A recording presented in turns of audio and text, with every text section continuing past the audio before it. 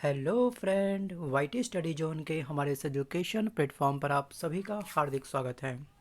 तो आज के इस वीडियो में हम डिस्कस करने वाले हैं आप सभी के सामने क्राउन सामान्य ज्ञान की इस बुक का एक मोस्ट टाइम पे चैप्टर जिसका नाम है यूरोपीय कंपनियों का आगमन। जी हाँ, जानेंगे इस टॉपिक से संबंधित उन मोस्ट टाइम पे क्वेश्चन को जिनकी आपकी आगामी परीक्षाओं में बनने की संभावना बहुत अधिक है। तो चलिए अब बिना वक्त गवाए शुरू करते हैं आज का अपना ये वीडियो। तो फ्रेंड, वीडियो की शुरुआत करने से पहले आप सभी एस्पिरेंट को मैं देना चाहूँगा एक प्यारी सी जानकारी। प्लीज़ इस जानकारी को आप ध्यान से ज़रूर सुनिएगा। आप सभी की हैवी डिमांड पर हम लेकर आ चुके हैं अनअकैडमी प्लेटफॉर्म पर आप सभी के लिए 2 फ्री लाइव क्लासेस जो कंडक्ट होती है डेली 6 PM एंड 8 PM पर। To unlock this classes use my code YTSZ10। लेकिन उससे पहले दोस्तों आपको एक बात ध्यान से सुननी है कि आप हमारी क्लास को फ्री में कैसे ज्वाइन करेंगे। सबसे पहले आपको प्ले स्टोर से डाउनलोड करना है अनअकैडमी लर्निंग ऐप को। जी हाँ, अनअकैडमी लर्निंग ऐप को डाउनलोड करिए। उसके बाद उस ऐप में आप करिए साइन अप। जी हाँ, साइन अप करने के बाद में आपको सर्च करनी है हमारी प्रोफाइल उमेश सर, और उस पर क्लिक करके हमारी प्रोफाइल पर आपको फॉलो पे क्लिक करना है। अदरवाइज़ आप इस वीडियो के डिस्क्रिप्शन बॉक्स में भी जा करके हमारी प्रोफाइल को फॉलो कर सकते हैं। पहला लिंक आपको मिलेगा हमारी प्रोफाइल का। ये दोनों ही क्लासेस बिल्कुल फ्री ऑफ कॉस्ट है। ऑल ओवर इंडिया से काफ़ी सारे एस्पिरेंट इस क्लासेस में पार्टिसिपेट करके स्वयं का मूल्यांकन करते हैं और एक अच्छा कॉम्पिटिशन्स अपने अंदर जनरेट करते हैं दोस्तों। क्योंकि दोस्तों हम अगर पढ़ रहे हैं तो हमको स्वयं का मूल्यांकन करना भी आवश्यक होता है। तो इस लाइव क्लासेस के माध्यम से आप स्वयं का मूल्यांकन करिएगा। Wish you all the best. और कहीं पर भी कोई भी डाउट है अगर आपके मन में, ठीक है, तो आप इस वीडियो पर अपना डाउट, अपना क्वेरी, अपना क्वेश्चन हमको सेंड कर सकते हैं टाइप करके कमेंट बॉक्स के माध्यम से। For more information check description. तो चलिए बढ़ते हैं आज के अपने इस क्लास की ओर। चलिए शुरू करते हैं आज का अपना ये वीडियो। और जितने भी हमारे ओल्ड एस्पिरेंट हैं वो जल्दी से ओपन कर लीजिए पेज नंबर 88 को और करते हैं इस बुक को हाईलाइट। सबसे पहले हमको दोस्तों ध्यान रखना है कि भारत में यूरोपीय वाणिज्यिक कंपनियों का जो आगमन हुआ था वो हुआ था 15वीं शताब्दी के उत्तरार्ध में। यहाँ पर आपको एक फैक्ट अच्छे से समझने की आवश्यकता है कि आखिरकार वाणिज्यिक कंपनियाँ क्या होती हैं। देखिए, वाणिज्यिक कंपनियाँ वो कंपनी होती हैं जिसका प्रमुख उद्देश्य होता है किसी अन्य देश के अंदर अपनी कंपनी की स्थापना करना और थोड़ा बहुत लाभ का अर्जन करना। ठीक है, थोड़ा बहुत, ज़्यादा नहीं, केवल थोड़ा सा अपने लाभ का अर्जन करना। तो इनका प्रमुख उद्देश्य केवल मात्र शुरुआत में यही था। लेकिन धीरे धीरे करके इनकी महत्वाकांक्षा इतनी बढ़ती गई कि हमारे भारत की नींव पर भी इन सभी कंपनियों का आधिपत्य या फिर हम कह सकते हैं अधिकार स्थापित हो गया। यहाँ पर यूरोपीय वाणिज्य कंपनी का जो आगमन हुआ था वो हुआ था 15वीं शताब्दी के उत्तरार्ध में। और जितने भी नए बच्चे हैं इस फील्ड के अंदर, कॉम्पिटिटिव फील्ड के अंदर, उत्तरार्ध का अर्थ क्या होता है ये भी आपको समझने की आवश्यकता है।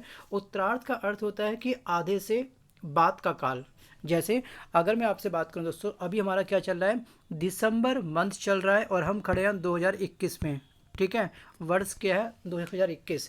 तो हम कह सकते हैं कि हम 2021 के उत्तरार्ध में खड़े हैं, मतलब कि 6 महीने से ऊपर का समय हो चुका है। ठीक है, दिसंबर क्या हो चुका है, अब एंड होने वाला है ये वर्ष का।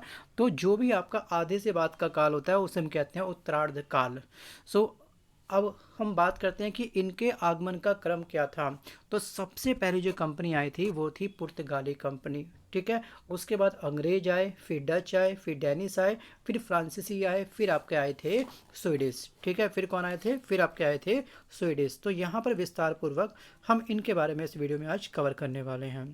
राइट, तो चलिए जानते हैं सबसे पहले पुर्तगाली के बारे में। देखिए, प्रथम पुर्तगाली जो आया था वो आया था वास्को डिगामा। ठीक है, प्रथम पुर्तगाली वास्को डिगामा एक गुजराती पथ प्रदर्शक अब्दुल मनीत की सहायता से 90 दिनों की समुद्री यात्रा के बाद में 17 मई 1498 ईस्वी को भारत के पश्चिमी तट पर, ठीक है, भारत के पश्चिमी तट पर एक बंदरगाह है जिसको हम कहते हैं कालीकट। ठीक है, कालीकट बंदरगाह पर ये उतरा। अब एग्ज़ाम की दृष्टि से आपको एक बात ध्यान रखनी है, और क्या रखना है कि आखिरकार उसको लाने वाला जो जिसकी नाव थी, जिसकी नाव में ये बैठ के आया था, ठीक है, जिसको हम बोल सकते हैं नाविक, तो उसका नाम था क्या, अब्दुल मनीद। ठीक है। और इसकी यात्रा कुल कितने दिन तक चली थी? 90 दिनों की लगातार इसने समुद्री यात्रा करी, मतलब कि 3 मंथ लगातार वास्को डिगामा कहाँ रहा? नाव के अंदर रहा। इसने प्रॉपर लगातार इनकी यात्रा चलती रही थी और 17 मई 1498 को ये कालीकट पे उतरा। अब ये अगर कोई दूसरे देश से कोई अगर हमारे यहाँ पे आता है तो ये वहाँ के राजा का फ़र्ज होता है, वहाँ के शासक का फ़र्ज होता है कि उसका वो स्वागत करे, ठीक है। क्योंकि वो क्या हमारे लिए एक अतिथि है, हमारा एक मेहमान है, और हमको नहीं मालूम था कि ये मेहमान ही हमारा घर को ढा सकते हैं। चलिए आगे हम बात करते हैं कि आखिरकार उस समय वहाँ का शासक कौन था। तो वो था शासक जमोरिन। इसने वास्को डिगामा का स्वागत किया, ठीक है। इसने क्या करा? इसने वास्को डिगामा का स्वागत किया। अब अगला पॉइंट हम आगे बढ़ने से पहले, इससे पहले भी एक छोटी सी घटना और घटित हुई थी जिसको आप इस बुक के साइड में लिख लीजिएगा, ठीक है। बार्थोलोमियो डियाज, ठीक है। बार्थोलोमियो डियाज ने 1487 ईस्वी में, ठीक है, आसा अंतरिम ये पहुंचा था और उस जगह को तूफानी अंतरिम नाम दिया गया था, ठीक है। आसा अंतरिम बोले तो बेटा केप ऑफ गुड होप के रास्ते वास्को डिगामा भी आया था, लेकिन इसकी जो खोज करी थी वो किसने करी थी? वो करी थी बार्थोलोमियोस डियाज ने, ठीक है। इसके लिए रास्ता ये व्यक्ति बना के गया था। फिर इसी का रास्ता तय करते हुए वास्को डिगामा बहुत ही जल्द इंडिया के अंदर एंटर कर गया। तो इस पर्सनैलिटी का नाम और ये वर्ष 1487 आपको ध्यान रखना है। अब हम बात करते हैं अगले पॉइंट पर। अगला पॉइंट आपके सामने ये है कि पेड्रो अल्ब्रेस कैब्राल दूसरा पुर्तगाली था जो 31 दिसंबर 1500 ईस्वी को भारत में आया और 1502 ईस्वी में वास्को डिगामा फिर से एक बार भारत आया। देखिए इनको बार बार आने की आवश्यकता क्यों पड़ी? क्योंकि इनका उद्देश्य था भारत के अंदर व्यापार करना, बट इनको परमिशन मिल नहीं पाई। ये अपनी बातों को समझा नहीं पाए कि हमारे भारत को क्या लाभ होगा, मतलब कि हमको अपनी जाल में ढंग से फंसा नहीं पाए। फिर दोबारा आए, हिम्मत नहीं आ रही ये लोग, ठीक है। वास्को डिगामा जो दोबारा आया था ये वर्ष आपका 1502। स्टेट पीसीएस खास तौर दोस्तों यूपी वाले एग्जाम में, यूपी पीसीएस के एग्जाम में ये क्वेश्चन पूछा गया है एक बार कि आखिरकार वास्को डिगामा पुनः भारत कब आया था। एग्जाम में आपको ऑप्शन 1498 भी देता है और 1502 भी देता है, और मैक्सिमम बच्चे कंफ्यूज होते हैं 1498 की ओर। तो आपको यहाँ पे सेकंड टाइम पूछेगा तो आप बोलेंगे 1502, ठीक है, 1502। अगर फर्स्ट टाइम बोलेगा तो आप क्या बोलोगे? आप बोलोगे 17 मई 1498। ऐसे ही ट्रैप में, ऐसे ही जाल में आपका बोर्ड भी आपको फंसाने का प्रयास करता है और आपको उस जाल में फंसना नहीं है। अगर आप बोर्ड के जाल में आप फंस गए, जिस भी आप लोग एग्जाम की तैयारी कर रहे हैं, तो कहीं ना कहीं आपके हाथ से एक नंबर जाने वाला है। तो प्लीज़ पकड़ बनाए रहिए, रखिएगा और बुक को अंडरलाइन करते रहिए। आगे हम बात करते हैं फ्रांसीसी डी अल्मीडा। मोस्ट टाइम की पर्सनैलिटी है। ये प्रथम पुर्तगाली गवर्नर के रूप में 1505 ईस्वी में भारत में आया था और इसी व्यक्ति ने भारत में शांत जल नीति मतलब कि ब्लू वाटर पॉलिसी को भी अपनाया। अब यहाँ पे आपको ध्यान रखना कि ब्लू वाटर पॉलिसी आखिरकार है क्या दोस्तों। इस नीति के तहत, ठीक है, इस एम के तहत पुर्तगाल का या पुर्तगालियों का मेन उद्देश्य था कि हम समुद्री क्षेत्र पर अपना आधिपत्य स्थापित सबसे पहले करेंगे, ठीक है। जिससे क्या होगा कि इंडिया में जो भी होंगी अदर कंट्री जो भी कम्युनिकेट करना चाहेंगी, व्यापार स्थापित करना चाहेंगी, उनका क्या हो जाएगा? रास्ता कट हो जाएगा, ठीक है। समुद्र पर ही बिल्कुल शांत नीति के द्वारा क्या करना? अपना व्यापार स्थापित करना। पहले के व्यापार जितने भी होते थे वो जल के माध्यम से होते थे, फिर उसमें खर्चा क्या आता है? बहुत ही कम आता है खर्चा। तो अधिकांश व्यापार जो आधारित थे वो थे पानी बेस पर। चलिए ये आपको ध्यान रखना कि शांत जल की नीति का उत्पादन किसने किया था, इस नीति को किसने अपनाया था? तो वो था आपका फ्रांसीसी डी अल्मीडा। ये कौन था? ये था पुर्तगालियों का प्रथम गवर्नर, याद रखिएगा। और ये भारत कब आया था? ये आया था 1505 में, ठीक है। कब आया था? 1505 में आया था। ये फैक्ट मोस्ट टाइम पे है। अब हम बात करते हैं अल्फांसो डी अल्बुकर्क के बारे में। 1509 में अल्फांसो डी अल्बुकर्क दूसरा गवर्नर बनकर भारत में आया और इसे वास्तविक संस्थापक माना जाता है पुर्तगाली शक्ति का, ठीक है। ब्लू वाटर पॉलिसी नीति किसने दी थी? फ्रांसीसी डी अल्मीडा ने। लेकिन उसके बाद में इस नीति को सबसे ज़्यादा स्ट्रॉन्ग करने वाला जो व्यक्ति था वो कौन था? वो था आपका अल्फांसो डी अल्बुकर्क। ये दूसरा व्यक्ति था, ठीक है।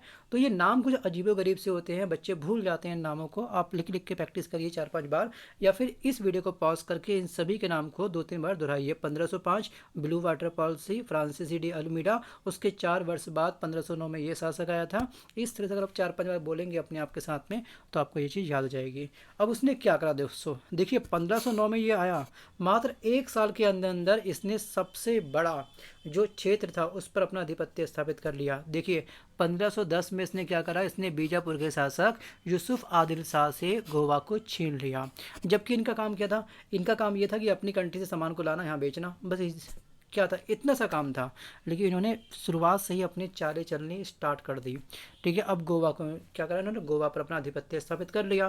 ठीक है, गोवा क्या है, समुद्र के पास है, तो अच्छा खासा वहाँ पर क्या हो सकता है, बहुत बड़े बड़े बंदरगाह इनके बन सकते हैं, एक डॉकयार्ड बन सकते हैं जहाँ पर ये अपना माल को उतार सकते हैं, वहाँ पर इनको कोई भी टैक्स पे नहीं करना पड़ेगा।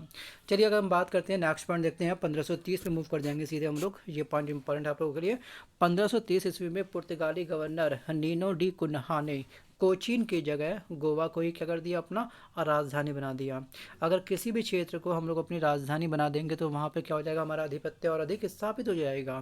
तो ये काम इन्होंने भी करा। तो एग्जाम की दृष्टि से वनडे एग्जाम में पूछा गया कि आखिरकार 1530 में किस पुर्तगाली ने कोचीन की जगह गोवा को अपनी राजधानी बनाया था। तो इस गवर्नर का नाम है, पुर्तगाली गवर्नर का, नीनो डी कुन्हा। चलिए अब बढ़ते हैं अगले पॉइंट पर। अगले पॉइंट में आपको ये ध्यान रखना है केवल मात्र, देखिए आप चाहें तो पूरी बुक को पढ़ सकते हैं, मैं चाहूँ तो पूरी बुक को रंग बिरंगा कर सकता हूँ, येलो से ग्रीन से, ठीक है, लेकिन हमको केवल अपना एग्ज़ाम क्रैक करना है। ठीक है, क्या करना है, आपका मेन उद्देश्य क्या है, आपका मेन उद्देश्य केवल उतना पढ़ना जिससे आपका एग्ज़ाम आसानी से क्वालिफाई हो जाए। दोस्तों यहाँ पे अगला जो पॉइंट है आपका, भारत का पहला प्रिंटिंग प्रेस किसने स्थापित किया था, पुर्तगालियों ने किया था। कहाँ पे किया था, गोवा में किया था।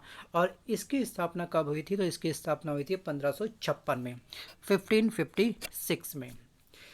अब यहाँ पे अगर हम बात करें, पुर्तगालियों ने 1503 में कोचीन कहाँ पर है, केरल में, अपनी पहली फैक्ट्री स्थापित करी थी। और इन पुर्तगालियों ने सबसे पहली फैक्ट्री कहाँ स्थापित करी थी, केरल में 1503 में।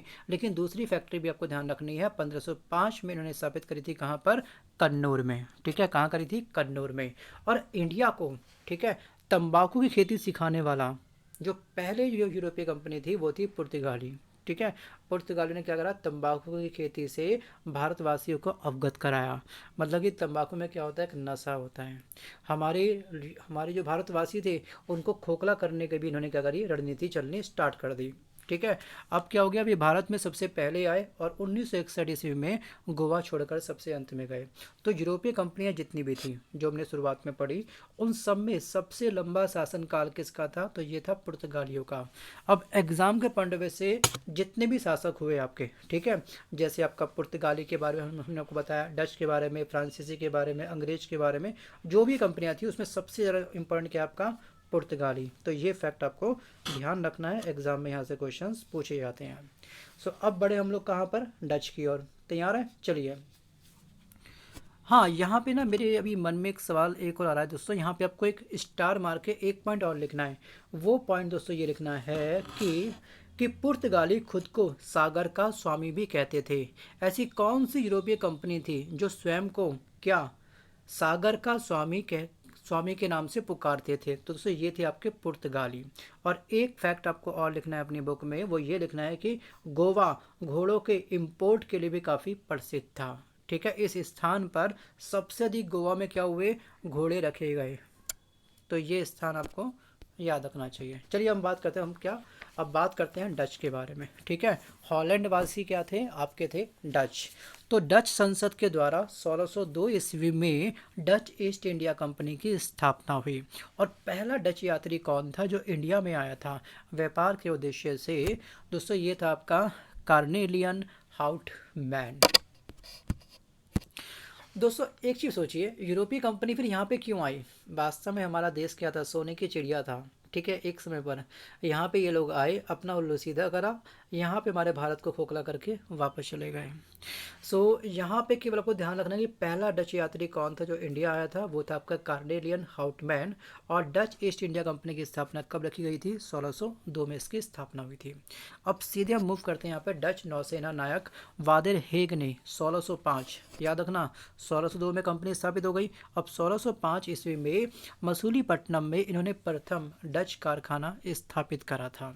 ठीक है, मसूलीपट्टनम में प्रथम डच कारखाना स्थापित किया तथा पेतोपोली में दूसरा कारखाना इन्होंने क्या करा, स्थापित किया।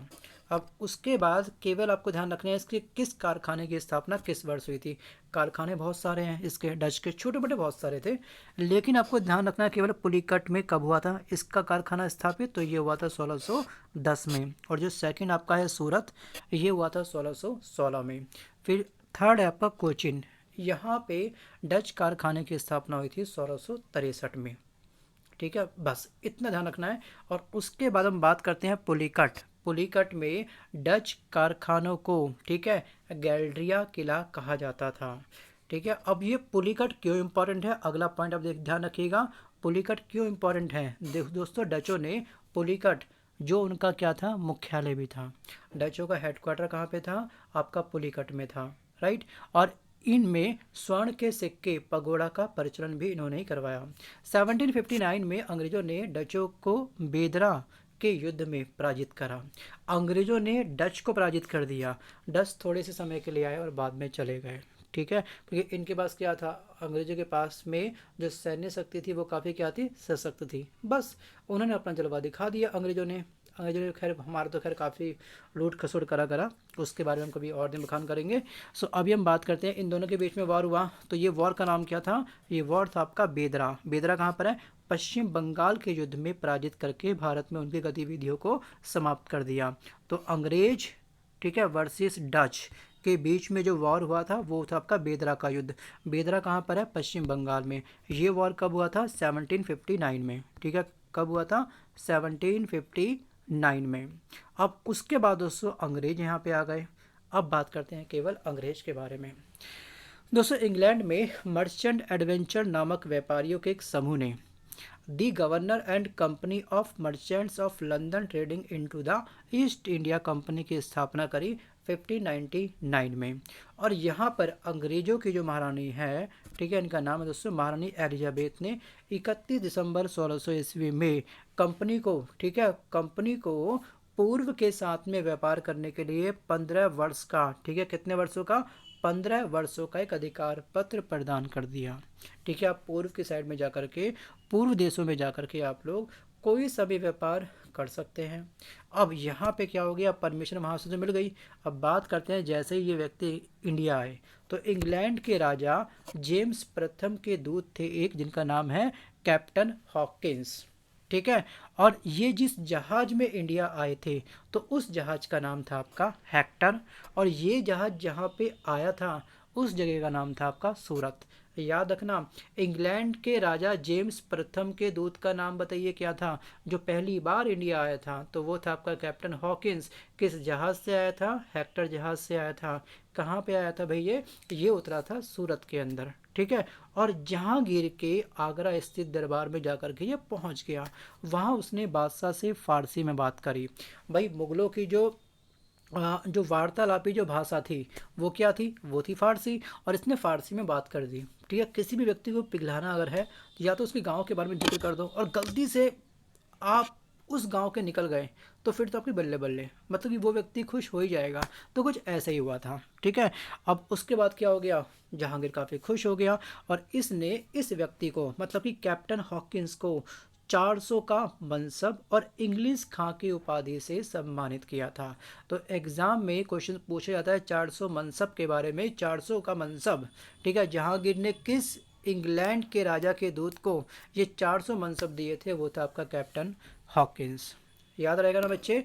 चलिए आगे हम बात करते हैं। पूर्वी तट पर अंग्रेजों ने भारत में अपनी प्रथम व्यापारिक कोठी 1611 ईस्वी मसूलीपट्टनम में स्थापित करी। सीधे हम मूव करेंगे यहाँ पे अब कि ब्रिटेन के राजा जेम्स प्रथम के दूत के रूप में सर टॉमस रो 1615 में भारत आए और जहांगीर के दरबार में ये पहुँचे। बस यहाँ पे आपको ध्यान रखना कि सर टॉमस रो कब आया था और किसके दरबार में ये पहुँचा था। ठीक है, 1615 में ये भारत आया था और जहांगीर के दरबार में ये उपस्थित हुआ। उपस्थित का अर्थ ये कि अपनी मंशा, हम थोड़ा सा व्यापार अपना और स्थापित करना चाहते हैं, अपने ब्रांचेस यहाँ खोलना चाहते हैं, वहाँ खोलना चाहते हैं, वगैरह वगैरह, यही इनका मेन उद्देश्य था बस केवल। और हमारे जो शासक थे वो क्या थे, इनकी बातों में बहुत जल्दी आ जाते थे। अब चलिए मूव करते हैं हम अगले पैराग्राफ की ओर। ये है आपका पैराग्राफ 1639 की ये घटना है। ठीक है, 1639 ईस्वी में फ्रांसीसी डी नामक अंग्रेज ने, ठीक है, चंद्रगिरी के राजा से मद्रास पट्टे पर प्राप्त किया। पट्टा क्या होता है, जस्ट हम कह सकते हैं लीज पर। लीज बोले तो बच्चे एक छोटा सा कर्जा, जैसे आप लोग मंथली रूम रेंट लेते हैं ना, तो वैसी बड़ी भूमि जो ली जाती है उसको हम बोलते हैं क्या, ये भूमि हमने पट्टे पर ली है। ठीक है, महीने के हिसाब से हमने कुछ कह सकते हैं जैसे कि उसका किराया दिया है। ठीक है, तो यहाँ पर 1639 ईस्वी में फ्रांसीसी डी नामक अंग्रेज ने चंद्रगिरी के राजा से मद्रास पट्टे पर प्राप्त किया पूरा मद्रास, और वहाँ पर इसने एक फोर्ट सेंट जॉर्ज की स्थापना करी थी। एक किला था जिसका नाम था सेंट जॉर्ज। तो ये आपको ध्यान रखना कि इसकी स्थापना कब हुई थी। इसकी स्थापना हुई थी आपकी 1639 में। अब 1661 में एक बहुत बड़ी घटना हुई, बताएंगे। देखिए 1661 ईस्वी में पुर्तगालियों ने अपनी राजकुमारी कैथरीन ऑफ ब्रिगंजा, ठीक है, ब्रिगांजा कह सकते हैं इनको, ठीक है, इनका विवाह ब्रिटेन के राजा चार्ल्स द्वितीय से करके मुंबई को दहेज के रूप में प्राप्त किया। देखिए यहाँ पे ध्यान रखना, पुर्तगालियों ने अपनी राजकुमारी कैथरीन ऑफ क्या, ब्रिगांजा का विवाह ब्रिटेन के राजा चार्ल्स द्वितीय से करके मुंबई को दहेज के रूप में दे दिया। और 1668 ईस्वी में चार्ल्स द्वितीय ने क्या करा, बम्बई का द्वीप 10 पाउंड वार्षिक किराए पर ईस्ट इंडिया कंपनी को दे दिया। क्या करेगा, जगह का इन्वेस्टमेंट कर दिया उसने। तो ये थी सबसे बड़ी घटना। सोचिए इतना बड़ा मुंबई दहेज में दे देना, भाई उनके लिए कोई बात नहीं थी, लेकिन हमारे लिए उस समय बहुत बड़ी बात थी ये, और आज भी बहुत बड़ी बात है अगर हम ध्यान से इतिहास के पन्नों को गहराई से पढ़ेंगे तो। आगे हम बात करते हैं कि बंगाल के सूबेदार अजीम उस शान ने 1698 में, कब, 1698 में अंग्रेज़ों को 3 गांव दिए। ठीक है, 3 गांव में एक था आपका सूतानाती, एक था आपका कलिकाता, और एक है आपका क्या, गोविंदपुर की जमींदारी प्रदान करी, जिससे बदले में उन्हें इन गांवों के मालिकों को 1200 रुपये देने पड़े। अब यहाँ पे इसने क्या करा, यहाँ पे तीनों को मर्ज करके एक नया स्थान बन गया जिसका आधुनिक नाम दोस्तों है आपका कैलकाटा।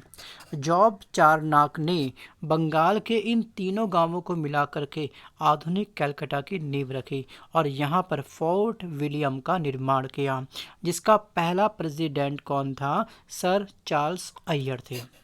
तो याद रखना दोस्तों कि फोर्ट विलियम का निर्माण कब हुआ था, कहाँ पे हुआ था, कैलकाटा में। उसका पहला प्रेसिडेंट कौन था, उसका नाम क्या था, उसका नाम था सर चार्ल्स अय्यर। 1700 ईस्वी में यह पहला प्रेसिडेंट नगर घोषित किया गया जो 1774 से लेकर के 1911 ईस्वी तक ब्रिटिश भारत की राजधानी रहा। अब यूरोपियों की भारत में फैक्ट्रियाँ किस प्रकार से स्थापित हुई थी। पहला था आपका पुर्तगाली, जिसका स्थान था आपका कोचीन केरल में, और ये स्थापना वर्ष है आपका 1503। देखिए आने का वर्ष अलग है, फैक्ट्री स्थापित करने का वर्ष अलग है। जैसे हम कह सकते हैं कि आपने अगर कोई मकान लिया, ठीक है, आपने कोई ज़मीन ली, ज़मीन लेने का वर्ष अलग होगा, लेकिन उसको घर बनाने का वर्ष अलग होगा। आपने ज़मीन ली, ज़मीन में पैसा खर्च हुआ आपका, आपने 4-5 साल वेट किया, घर बनाएंगे बाद में, मकान बनाएंगे बाद में, ईंट पत्थर की दीवार खड़ी करेंगे बाद में, ठीक है, तो कुछ गैप आ गया। तो वैसे ही यहाँ पर भी था कि यूरोपीय कंपनियाँ परमिशन लेकर के कुछ टाइम के लिए उन्होंने ठहराव लिया, ठीक है, थोड़े टाइम के लिए रुक गए, और कुछ समय के बाद उन्होंने क्या करा, अपनी फैक्ट्रियों की स्थापना करी थी। पुर्तगालियों की जो स्थापना हुई थी फैक्ट्री की, वो हुई थी 1503 में, प्रथम फैक्ट्री की स्थापना हुई थी। और कभी कभी दोस्तों एग्ज़ाम में इनके आने के वर्ष को ही फैक्ट्री में ही ऐड कर लेता है, ठीक है। अब कहते हैं कि पुर्तगाली ईस्ट इंडिया कंपनी की स्थापना कब हुई थी, तो ये आए तो 1498 में थे, लेकिन उससे पहले वो भी तो आ गया था जिसने केप ऑफ गुड होप की खोज करी थी, तो कहीं ना कहीं थोड़ी बहुत परमिशन उसको वहाँ मिल चुकी थी। तो अगर आपको 1498 देगा तो आपको इस पर टिक मारना है, वरना आप टिक मारेंगे 1503 में। दोनों ऑप्शन आपको एक साथ कभी नहीं देगा, ध्यान रखिए, ठीक है। उसके बाद जो आए थे आपके डच आए थे, ये आए थे क्या, इनकी पहली जो फैक्ट्री स्थापित हुई थी ये हुई थी 1605 में, ठीक है, 1605 में। नेक्स्ट आपके अंग्रेज, फिर डेनिश, फिर फ्रांसीसी, ये पूरी लिस्ट आपको अच्छे से याद रखनी है। अब फ्रांसीसी के बारे में अगर हम पढ़ेंगे तो फ्रांसीसी फ्रांस के सम्राट थे। ये फ्रांस के सम्राट लुई 16वां के मंत्री कालबर्ट द्वारा 1664 ईस्वी में फ्रेंच ईस्ट इंडिया कंपनी की स्थापना हुई, जिसे कंपनी देश इदसे ओरिएंटल्स कहा गया। अब यहाँ पे हम बात करते हैं 1673 के बारे में। 1673 ईस्वी में फ्रांसीसी मार्टिन ने वलीकोंडापुरम के मुस्लिम सूबेदार शेर खां लोदी से, ठीक है, पुडुचेरी नामक एक गांव प्राप्त किया, जो आगे चल करके पांडिचेरी बन गया। ठीक है, और पांडिचेरी का प्राचीन नाम क्या था? पुडुचेरी। और डचों ने क्या करा? डचों ने पांडिचेरी को छीन लिया, लेकिन रिजविक की संधि के बाद में क्या हो गया? एक संधि हुई थी, रिजविक की संधि के बाद में पांडिचेरी पुनः फ्रांसीसियों को वापस मिल गया। अब बंगाल में मुख्य फैक्ट्री क्या थी? चंद्रनगर में थी इनकी। और यहाँ पे आपको ध्यान रखना है 1742 हम बात कर रहे हैं फ्रांसीसी के बारे में, ध्यान रखिएगा। 1742 ईस्वी में डुप्ले गवर्नर बना और वे भारत में फ्रांसीसी साम्राज्य स्थापित करना चाहता था। ठीक है, पूरा साम्राज्य अपना स्थापित करना चाहता था। और अंग्रेज और फ्रांसीसी के मध्य है, अंग्रेज और फ्रांसीसी के मध्य कुछ कर्नाटक क्षेत्र पर कुछ वॉर हुए, कुछ युद्ध हुए, जिसको हम बोलते हैं कर्नाटक युद्ध, या फिर इसका एक अन्य नाम भी है आंग्ल फ्रांसीसी युद्ध। कुल कितने हुए? तो ये हुए थे 3 युद्ध। अब एग्ज़ाम की दृष्टि से आपको ये तीनों जो आपके कर्नाटक युद्ध हुए थे, ठीक है, जिसको हम बोलते हैं कार्नेटिक वॉर। पहला कब हुआ था दोस्तों? पहला आपका हुआ था 1746 से लेकर के 48 ईस्वी तक, ये पहला वॉर हुआ था 1746 से लेकर के 1748 तक।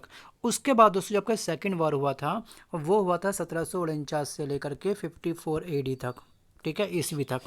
और उसके बाद दोस्तों जो आपका तीसरा हुआ था ये हुआ था 1756 से लेकर के 63 AD तक।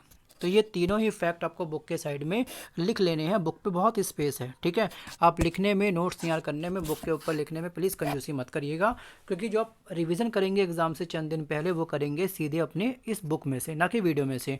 वीडियो में से रिवीजन करना पॉसिबल है भी नहीं, क्योंकि आपका टाइम भी बहुत किल होगा कहीं ना कहीं। केवल वीडियो को एक बार देखिए या फिर 2 बार देखिए, 2 बार के बाद आपको तीसरी बार कभी भी वीडियो देखने की आवश्यकता नहीं है। आप सिंपल करेंगे रिवीजन अपनी बुक में से।